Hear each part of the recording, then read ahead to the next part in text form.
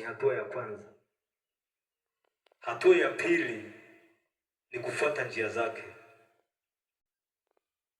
Unapoongozwa sala ya toba, umechukua hatua ya kusogea kwa Bwana. Hatua ya pili ni kumfuata Yesu, maana ndiye kielelezo. Yesu asaidie sana. Amen. Ukisema neno la Mungu anasema, kondoo wangu wanaisikia sauti yangu, na akasema walio wangu na wajua. Yesu asaidie sana. Amen. Kwa hiyo tunapochukua hatua ya wokovu tunafanya mabadiliko. Biblia imesema katika kitabu cha Warumi, ya kale yamepita, yamekuwa mapya. Yesu asaidie sana. Amen. Kwa hiyo sasa